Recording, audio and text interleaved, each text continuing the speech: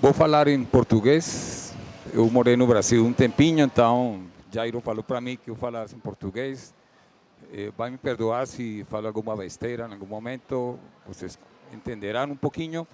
E se tem alguma palavra, de pronto aquelas pessoas que estão lá atrás podem ajudar um pouquinho. Mas vamos apresentar a experiência latino-americana em pavimentos urbanos de concreto. É uma experiência muito rica, tem muitos projetos, tem muita experiência, tem muitas ruas construídas nos últimos anos. E quando eu falo nos últimos anos, estou falando mais de 120 anos de construção de vias, de ruas e de avenidas em concreto. Eu sou Diego Jaramillo Porto, sou da Colômbia. Neste momento sou gerente técnico da Socreto, que é a Associação Colombiana de Produtores de Concreto, e diretor de Pavimentos e Infraestrutura da Federação Ibero-Americana de Hormigón Premezclado. É uma associação que reúne 22 países da Iberoamérica, e nessa associação falamos muito sobre a tecnologia de pavimentos de concreto, as experiências boas e más, e a gente se colabora muito nesse sentido. Então, vamos lá com esse tema e vamos mostrando um pouquinho a experiência que nós vamos tendo ou hemos tenido no pavimento de concreto. Esse aqui é um dos primeiros pavimentos que se construiu. Não é do ano 1865, esse vídeo é de 1910. O primeiro pavimento de concreto foi construído em 1865. Mais ou menos desse jeito. Esse vídeo é 1910. Vocês podem ver aqui a produção de concreto. A água vai chegando por aqui, os materiais vão se colocando neste sítio e vão jogando na mescladora e vão produzindo concreto. Sim? Não é muito diferente do que se faz hoje em dia, né? E tem a pavimentadora. Era uma pavimentadora básica nesse momento, e isso foi evoluindo até chegar a coisas desse estilo aqui, que tem o mesmo conceito, mas é muito mais moderna, tem outras coisas. Se implementaram procedimentos para o acabamento da superfície, tudo um processo detrás da máquina pavimentadora, para que afinal o pavimento vai ficando desse jeito que vocês estão vendo aqui. Essa rua esta carretera é a BR-290 no Brasil, uma cortesia do ABCP. Então, em 10 segundos, nós vimos quase 150 anos de evolução de um pavimento de concreto, um pavimento rígido. Então, quando o concreto começou, era muito diferente. Não era desse jeito que vocês acabam de ver. Mas nós vamos falar disso agora. Nesse momento, vamos falar e o que precisa nos centros urbanos, ou que condições tem para que o pessoal que nós moramos em cidades podamos morar de uma melhor maneira. As cidades, os centros urbanos têm alta concentração de pessoas, muitas pessoas. São Paulo, eu acho que é um exemplo a nível mundial, mais de 20 milhões de pessoas. Cidade de Bogotá, onde eu moro, estamos lá 8 milhões e meio de habitantes, de pessoas. Em alguns países, as principais cidades podem ter entre 10% a 40% da população do país. É o que eu falo, em alguns casos, a cidade-país. Panamá, por exemplo, a cidade de Panamá é a maior cidade, e as restos são as cidades muito pequenas. Peru tem uma cidade muito grande e o resto das cidades são um pouco pequenas. Brasil tem população um pouco mais espalhada. Colômbia também tem população um pouco mais espalhada. Alta densidade, muito prédio alto, muita densidade de pessoas morando num só sítio. Taxas muito altas de crescimento de veículos comparado ao baixo crescimento da infraestrutura urbana. Vamos falar um pouquinho disso um pouco mais na frente. E é preciso que estas ruas que estão aqui, evitar fechamentos para não ter problemas com trânsito, com acidentes, com tudo isso que acontece quando nós temos fechamentos nas ruas. Isso aqui é muito comum. Nos últimos 40 anos, o volume de veículos aumentou 84%, enquanto as estradas solamente cresceram 3%. Então, tem um desbalance, tem uma diferença muito grande entre o crescimento de veículos e a capacidade que tem a cidade de construir uma infraestrutura para o tráfego dos veículos. Aqui nós vemos a diferença que se tem entre o PIB dos países e o crescimento de veículos. Sempre os veículos estão muito para cima do PIB, que é o Produto Interno Bruto. Então, isso vai levando a que a cidade vai ficando desse jeito que vocês estão vendo acá. Sempre o usuário tem que ser a prioridade, sempre. Nós, às vezes, desenhamos projetos, dimensionamos projetos, construímos projetos e sempre pensamos em outras prioridades. O orçamento, às vezes, é uma prioridade. Não tem grana para fazer isso, então vamos fazer só a metade. E fazer só a metade quer dizer que o usuário não vai ter uma rua em bom estado. O CAPEX, o OPEX, o retorno financeiro, o horário de execução, os interesses particulares, sempre primam muitas coisas, mas o principal prioridade tem que ser o usuário. Tem que ser o usuário. Este é um dado da CEPAL. Da CEPAL é uma divisão da ONU. Eles fazem estudos a nível da América Latina em tema de economia. Segundo a CEPAL, o investimento médio anual em infraestrutura deve ser de 7% do PIB. Porém, na América Latina, os últimos dados dão só 1,8%. Então, isso é o que a gente chama uma brecha. A brecha da diferença entre a necessidade e a realidade. Sempre vai crescendo, porque se se precisa 7%, que estaria muito por aqui em cima, o investimento atual nos países está muito baixo, muito baixo. E isso quer dizer que as estradas não vão na mesma velocidade que o crescimento da população, que o crescimento dos veículos, e isso vai ficando esse desfase que se vai apresentando sempre. É ideal que um pavimento urbano tenha muitas coisas.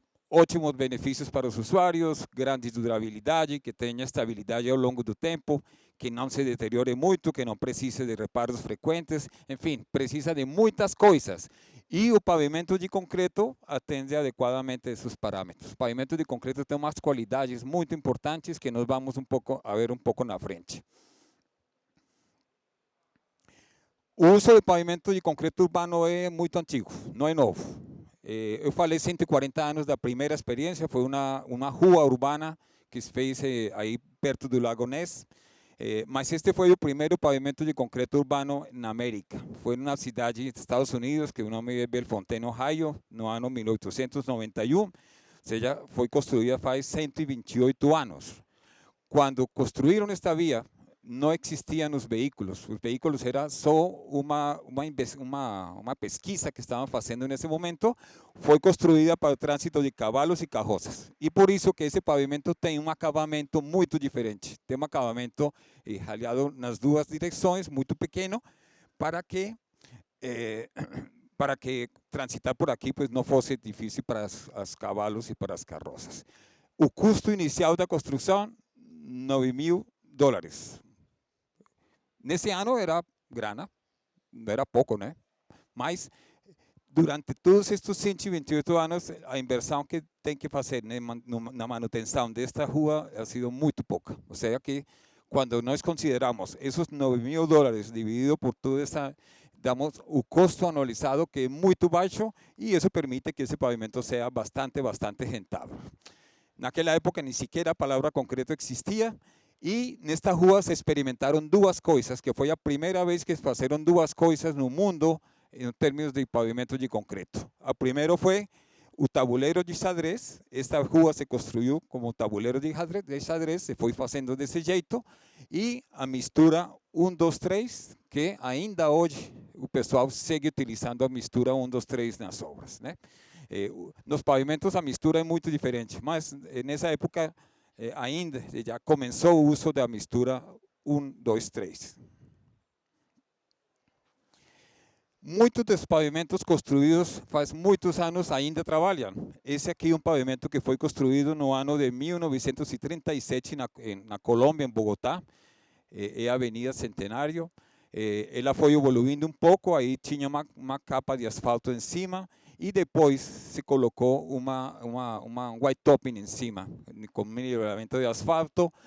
Isso quer dizer que aquele pavimento que foi construído no ano 1937 leva 82 anos trabalhando e agora está embaixo deste pavimento. Ou seja que começou como rodamento, como rodadura, e hoje em dia está embaixo do pavimento de concreto novo. Então, muitos daqueles pavimentos que trabalharam nesse momento ainda seguem prestando serviço, prestando trabalho. Aqui vemos nesse projeto, temos umas faixas exclusivas para o sistema BRT, de Bus Rapid Transit, de sistema de ônibus, e tem, de cada lado, tem 3 faixas para tráfego misto. Sim? Então, vemos que o pavimento concreto não é só bom para fazer cargas muito altas, cargas muito pesadas destes tipos de ônibus, sino que também é um pavimento muito adequado para prestar serviço para esse tipo de veículos que vocês veem aqui, dos 2 lados.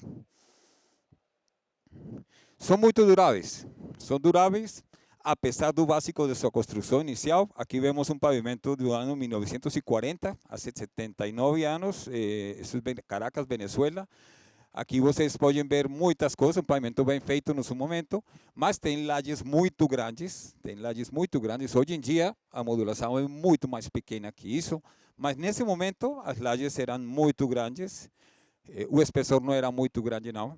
A modulação da laje era muito ruim, vocês podem ver que não tem continuidade das juntas, esta junta entra aqui, termina aqui, aqui tem outra, estão totalmente desencontradas.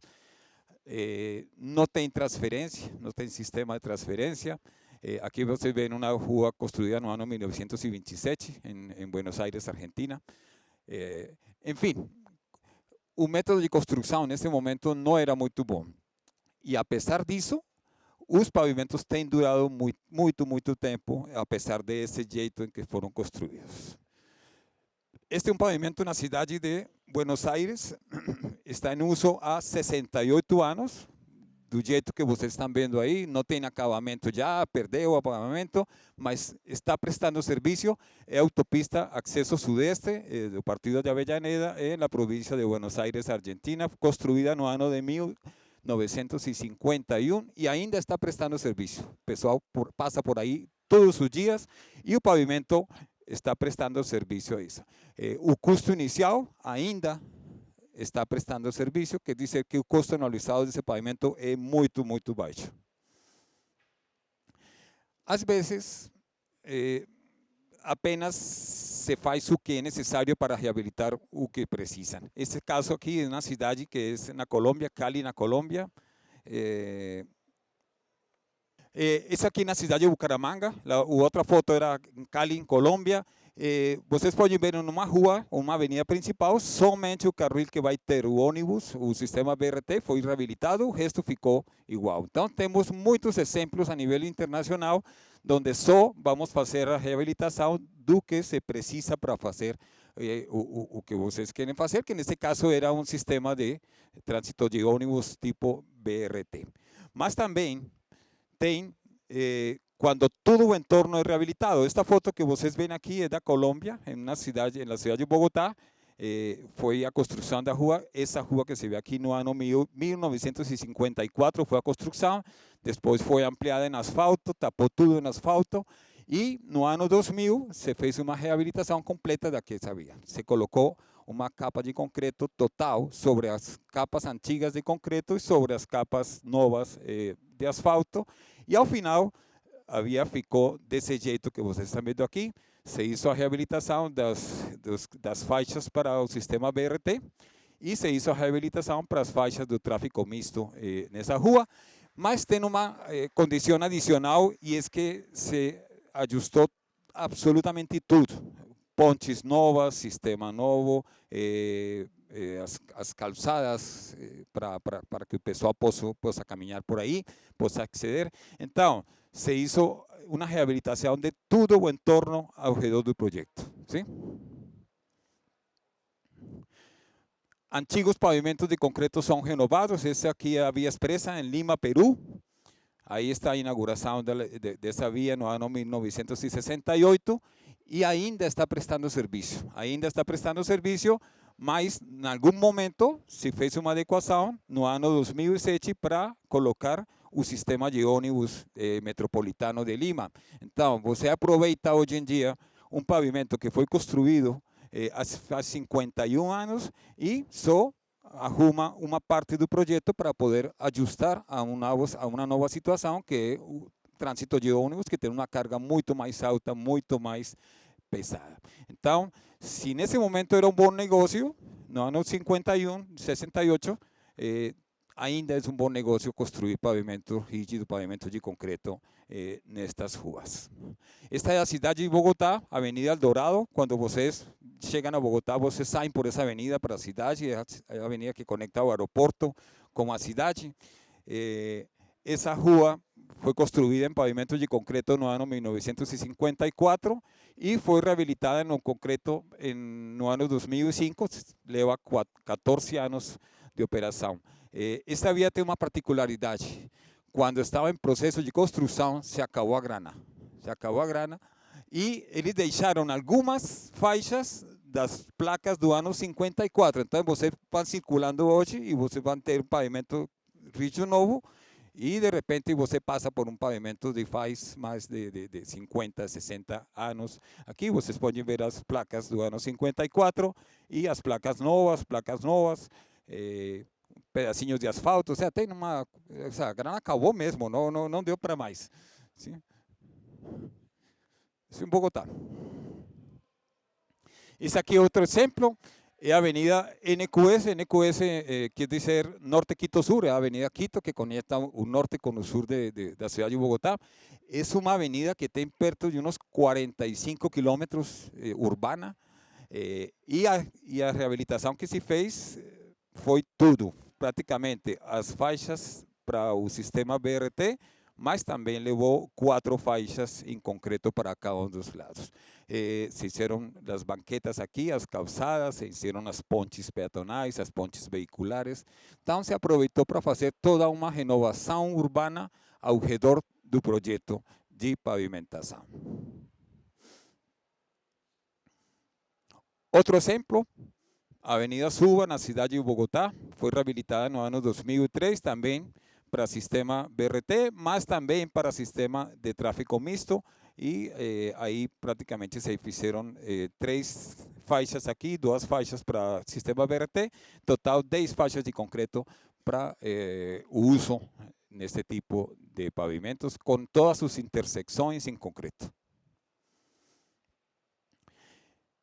O pavimento de concreto é ideal para suportar cargas muito elevadas. Fíjense que já em 1922 já havia ônibus articulados, já estavam começando as cargas muito pesadas, e hoje em dia nós temos cargas muito mais pesadas ainda, com umas frequências muito altas.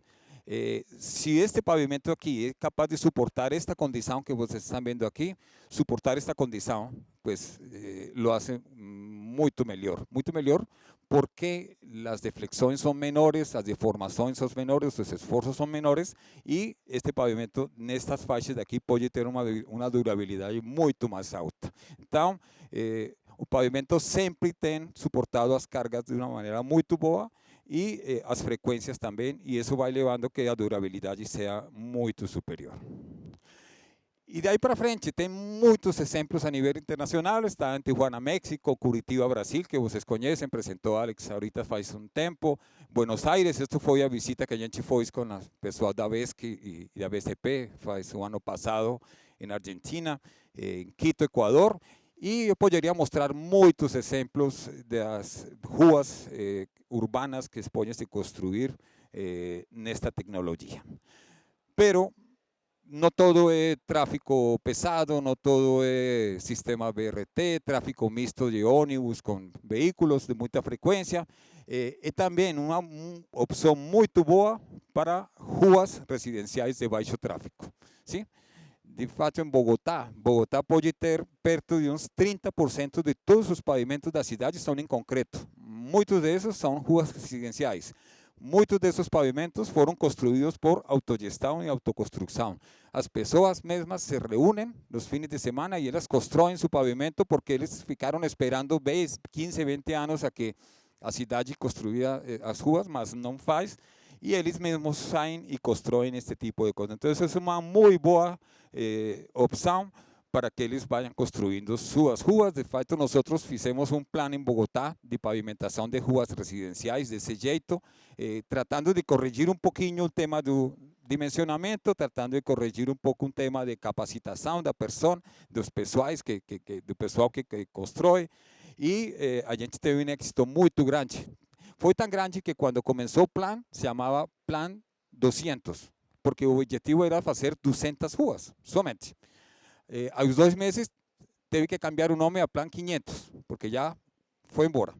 E depois, aos 6 meses, cambiou a Plan 2000, porque passou por aí, foi embora e chegamos. Depois já cambiou o nome a um nome que não tinha um número, porque pues, estava atingindo um número muito rápido. Se chamou gestão compartida, porque era uma parceria entre a cidade, entre as comunidades e a indústria privada, que neste caso éramos nós, o cimento e concreto, construindo as vias.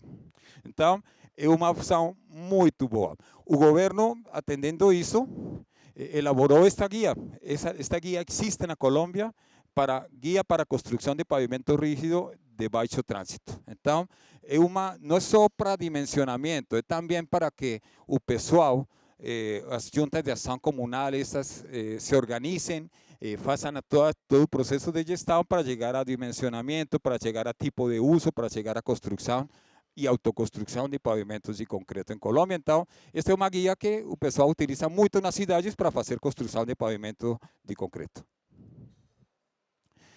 Então, com tudo isso que hemos visto, uno não tem como entender às vezes que algumas pessoas dizem que é muito atrativo, ou seja, que dura muito, que requer pouca manutenção, que é mais econômico, pero que sim reconhecem que no ciclo de vida e tudo isso. Mas outros dizem que não, porque é muito caro no custo inicial, que é difícil de construir, que repará-lo é muito difícil, que é muito tempo para abrir ao trânsito, que é barulhento e todo tipo de coisa. Então, tem gente que diz que está muito bom, mas tem gente que diz que não é ruim. Sin embargo, existen muitas dúvidas e também muita informação errada acerca dos pavimentos de concreto. Então, vamos dar uma olhada a alguns dos aspectos que levam a que o pavimento de concreto seja uma muito boa opção em cidades, em centros urbanos. Vamos a mirar as 7 razões. ¿Por que 7 e não 6 ou por que não 8? ¿Ah? É 7, mas é o número cabalístico que falam que o 7 é o número melhor. Então, vamos a ver as 7 razões para construir um pavimento de concreto. A primeira, tem uma alta durabilidade. É a qualidade mais reconhecida do pavimento de concreto. É um pavimento que dura muito, que tem um sistema estrutural único, que era muito diferente quando começou. Quando começou o pavimento rígido, não tinha juntas, não tinha resistência, não tinha transferência, não tinha outras coisas, se colocava direto sobre o solo que existia, e daí começou a evoluir até chegar a uma coisa desse estilo que nós vemos aqui, uma lousa ligadas com outras lousas, transferência de carga, um apoio, até chegar a algo desse jeito que vocês veem aí. Então, tem um sistema estrutural que é muito diferente a outros sistemas dos outros pavimentos. Aqui está baseado só numa loja, em uma laje, numa placa. É por isso que a gente fala que este é um pavimento discontínuo. ¿Sí? Discontínuo porque tem juntas, tem cortes, mas ele tem que funcionar de maneira contínua e desse jeito a gente fala coisas como transferência, como um suporte adequado, como uma ligação, como confinamentos para que esse pavimento possa funcionar de um jeito adequado. Fora disso, tem uma chave importante e é a baixa deformabilidade do concreto. Então, aqui está a grande diferença com o asfalto. O asfalto tem uma grande deformabilidade, transmite os esforços de maneira vertical. O concreto não. O concreto transmite os esforços de maneira horizontal, não sofre deformações plásticas, tem uma maior área de distribuição de carga e, fora disso, tem elementos de transferência que vão levar a que essa carga que tem aplicada numa placa possa ser levada para as placas do lado e, desse jeito, possa reduzir os esforços as capas de base a uns valores muito menores. Uma placa de concreto tem um sistema de esforços que vai variando dependendo da ubicação do pneu. Se o pneu, a llanta vai entrando por aqui, o esforço grande vai estar na parte de cima. Quando o pneu está no meio, o esforço está na parte de baixo e vai mudando na medida que o pavimento vai cambiando, o tráfego vai de uma placa a outra placa.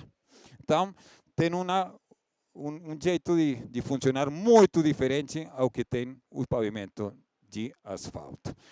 o pavimento de concreto não é só um. Às vezes a gente fala que é um pavimento de concreto, mas pavimento de concreto pode ser muitas variáveis, podem ser muitas variantes, tem muitas opções.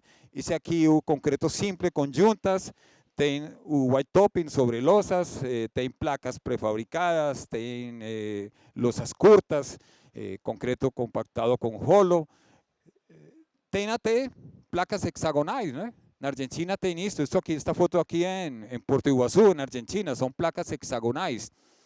O tempo dirá se funciona muito bem, eu acho que, não sei, Diego falará quanto tempo levam essas lojas, eu acho que levam algum tempo, mas são muitas opções, muitas alternativas, e cada uma delas funciona diferente. Cada uma delas tem suas particularidades que devem ser tenidas em conta para poder funcionar. Esta é uma opção muito competitiva, o white topping. O white topping é uma maneira de construir pavimentos aproveitando o que vocês têm aqui, que é o pavimento asfáltico existente. Pode ter alguns tipos de deterioros, danos, como estes que vocês veem aqui, pele de cocodrilo, que chamamos na Colômbia, e vocês vão colocar nesta situação que vocês estão vendo aqui, de um pavimento existente urbano, vocês podem colocar uma placa de concreto nova colocada em cima.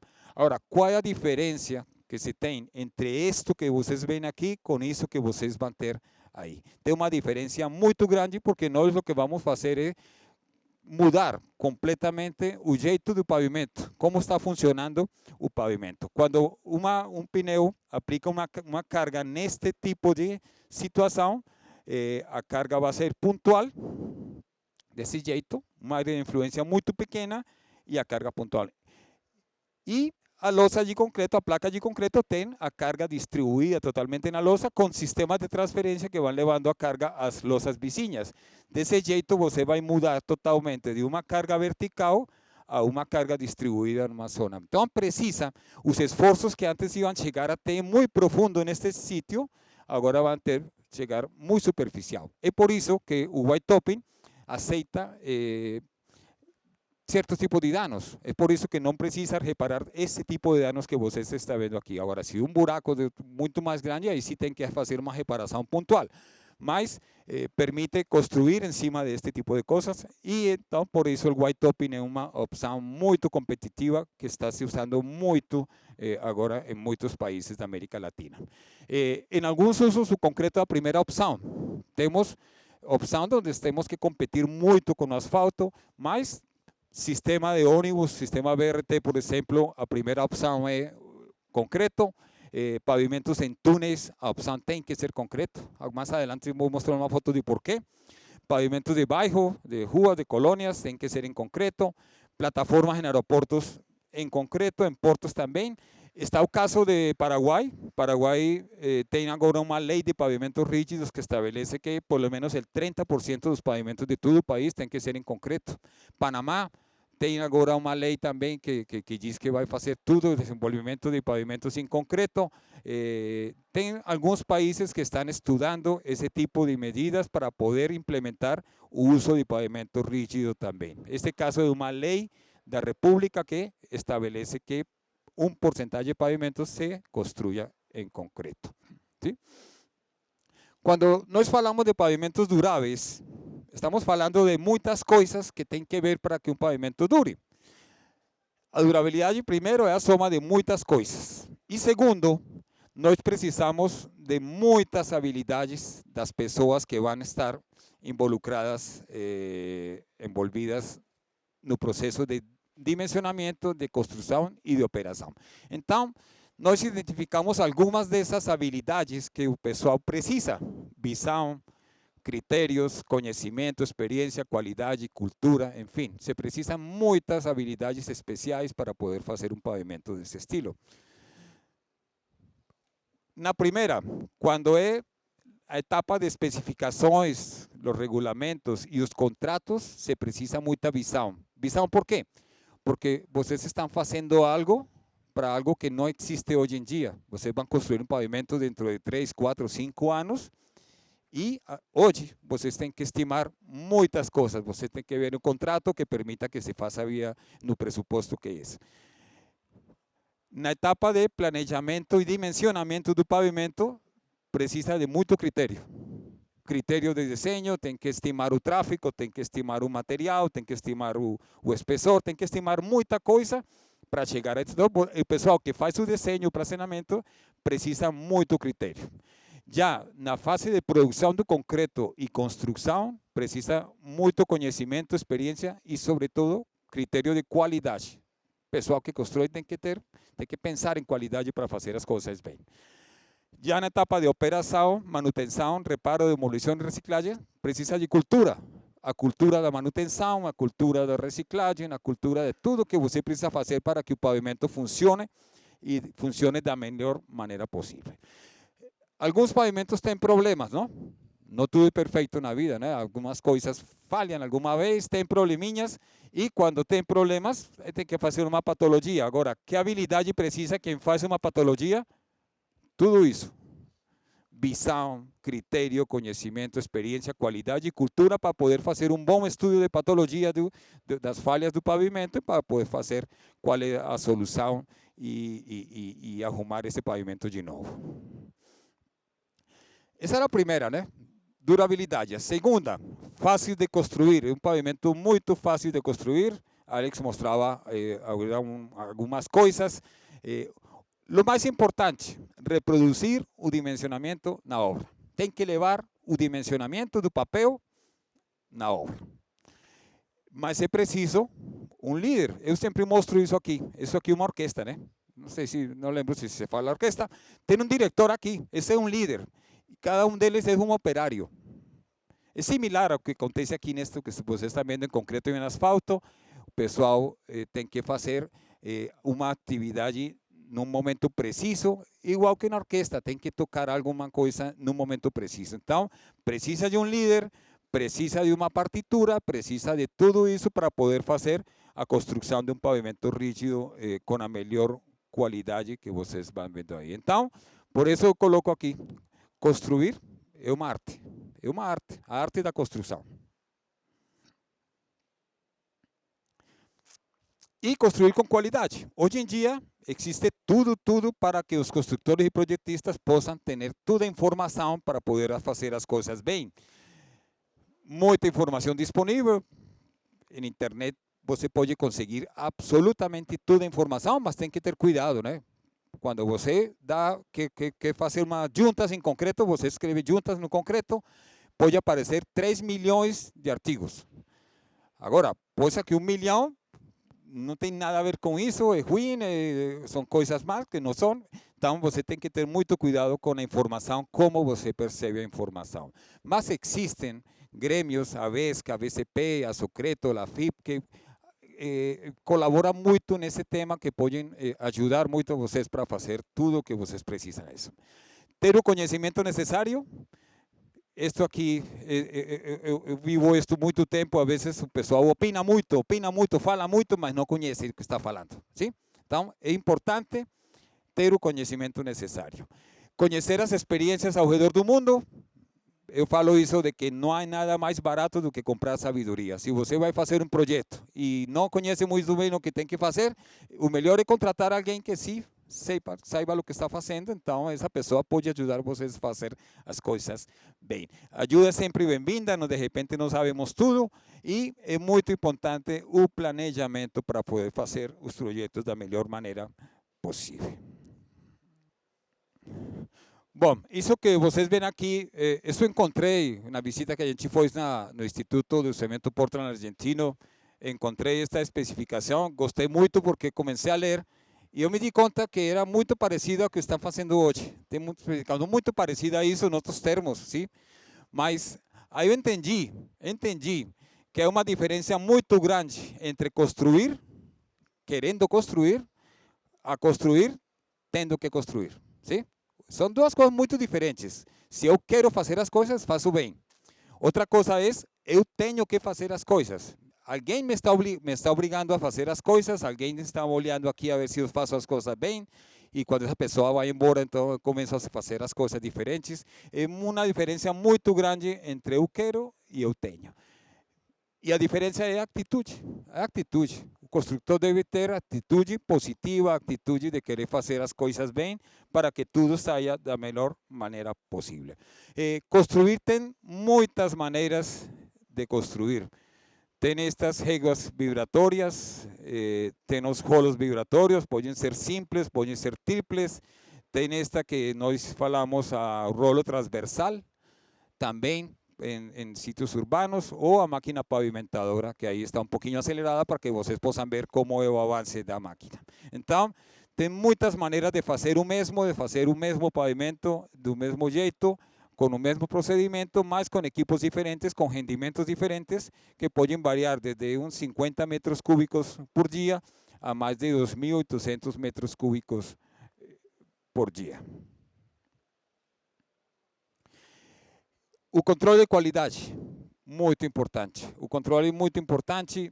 Não vou falar de cada um desses controles que vocês têm que fazer na fase de dimensionamento, na fase de construção, na fase de operação, mas na fase de operação você precisa três coisas: a estabilidade do projeto, o conforto e a segurança.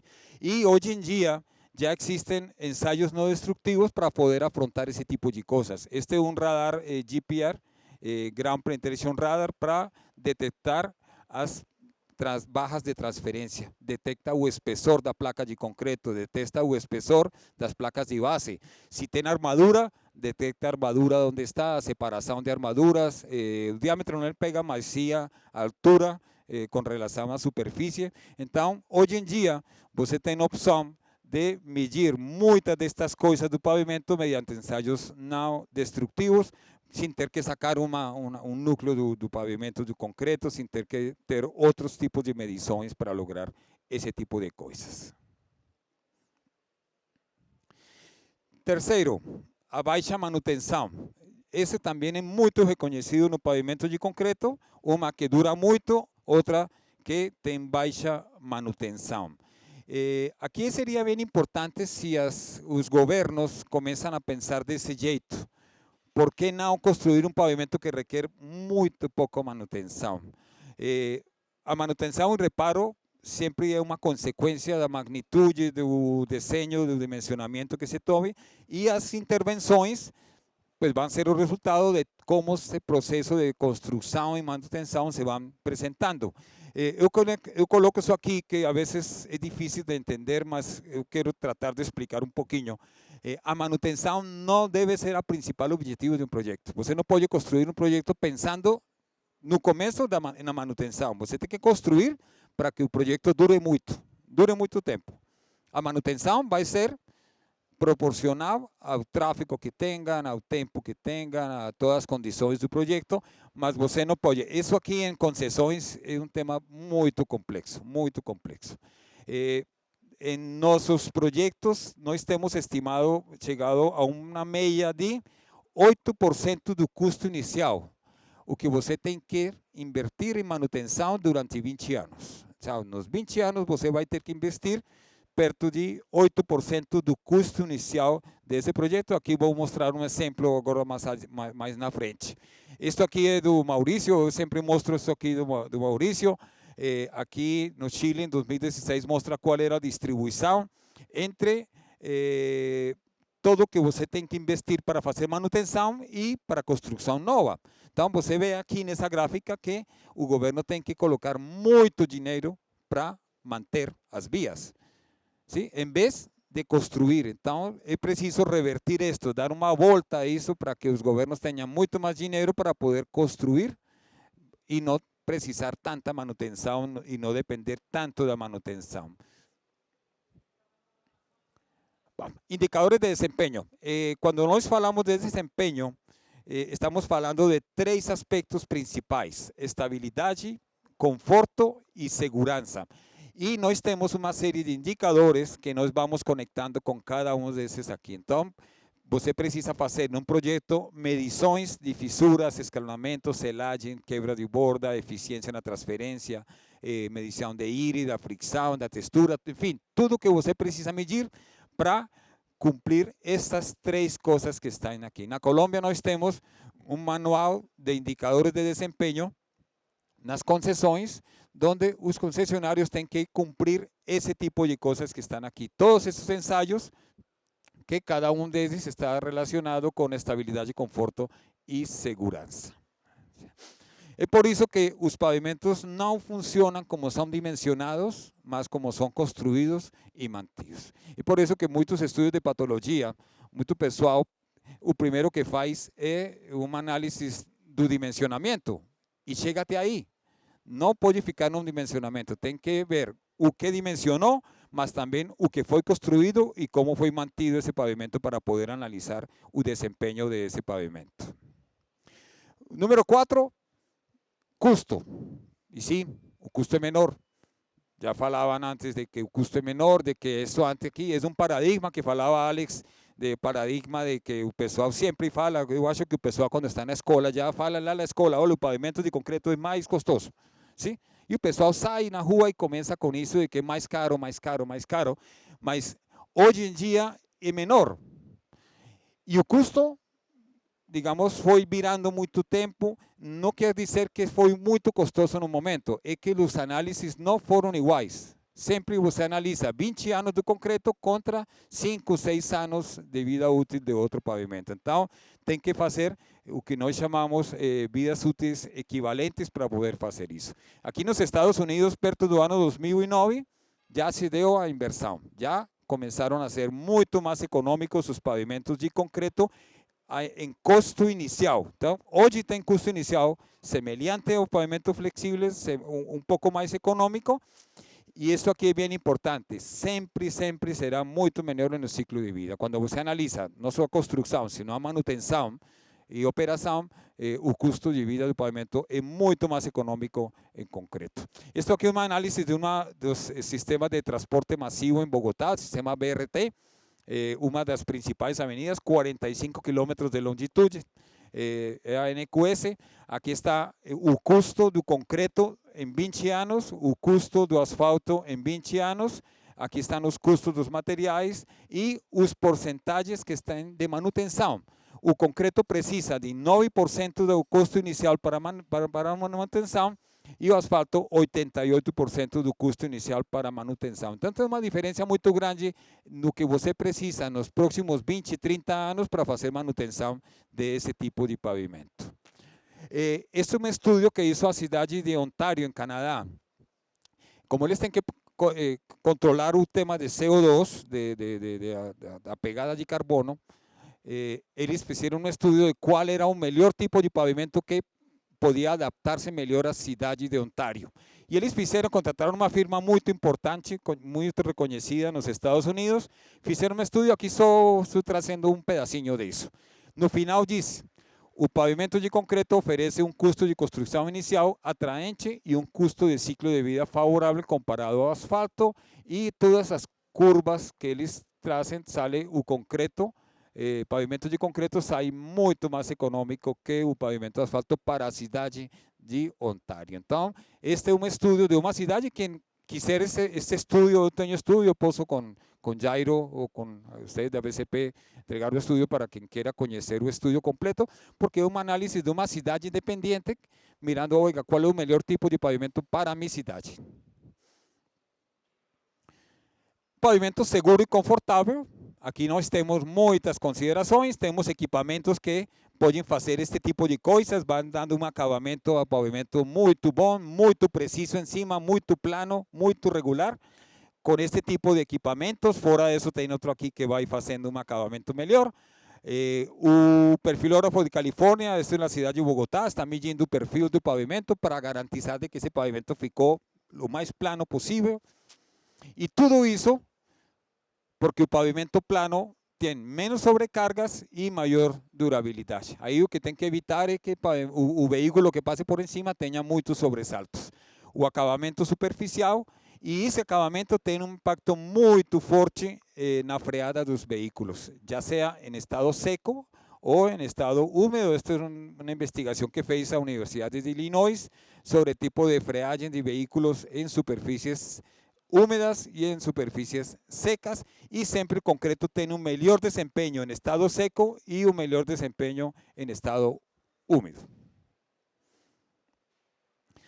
Tem uma textura muito especial. Essa textura permite que os veículos tenham uma fricção dos pneus com a superfície do pavimento e isso vai levando a que essa superfície possa ajudar em duas condições.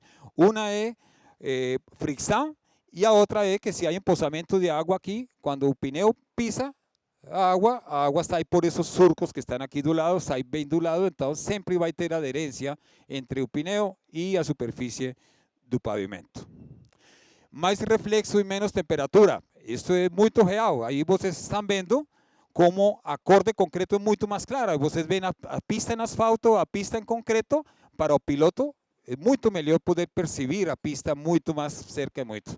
Esta foto aqui la tirei do ICPA, do Instituto de Cemento Portland Argentino, e gosto muito desta foto porque mais branco do que isso não há, não? Isso reflete muito os raios do sol e isso permite que o pavimento se esquente menos e tenha menos deformações e, por conseguinte, menos esforços e tenha mais durabilidade. Então, a cor branca do concreto não é só um tema estético, é um tema funcional, é um tema estrutural, porque tem menos deformações, absorve menos raios de sol e isso permite que o pavimento tenha um melhor comportamento.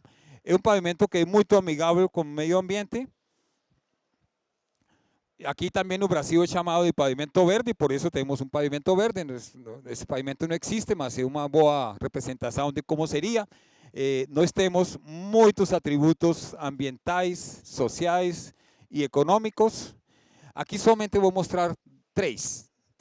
Um deles, a menor escavação, como temos esforço distribuído numa placa, tem menores esforços na base, precisa menos escavação, porque nós temos que distribuir os esforços em uma área muito mais grande, não precisamos tanto chegar embaixo, 1 metro, 1,5 metro, 80, um pavimento pode ter uma profundidade de escavação muito menor. Isso tem um impacto muito grande. Você tem que levar menos materiais de canteira, de pedreiras, você tem que compactar menos, encarregar menos, então tem um impacto muito grande na pegada de CO2, fazer um pavimento que tem menos estrutura do que outro. E o outro é o consumo de combustível. Aqui vou apresentar uma das considerações que tem o MIT, o Instituto Tecnológico de Massachusetts. Ele tem uma divisão que faz estudos desse tipo e um dos estudos que eles fizeram foi o consumo de combustível em asfalto e em concreto. E eles chegaram a que uma das coisas que tem impacto sobre a circulação dos veículos são estes três aspectos que vocês veem aqui: a textura do pavimento, a rugosidade e a deflexão. Então, quando tem uma carga muito pesada no pavimento, o que mais efeito tem sobre o desempenho do pavimento é a deflexão. A deflexão genera, aqui está um pouquinho exagerado, mas o que quero mostrar isso é que a deflexão do pavimento leva a que o pneu entre em uma depressão. E o veículo tem que fazer força para sair dessa depressão, para sair dessa pendente que está aqui. E sair dessa pendente quer dizer que tem que acelerar um pouco mais e mais consumo de combustível. Pavimento de concreto, a deflexão é muito menor, porque por aquello da baixa deformabilidade, e por isso tem consumo de combustível entre 3,5% e 20%, dependendo do tamanho das cargas dos veículos e das frequências dos veículos. Então, esse tema de ahorro de combustível para o país é uma alternativa muito, muito importante que o pavimento de concreto brinda para isso. O pavimento de concreto registra menores temperaturas, aquilo que falava Alex de la ilha de calor.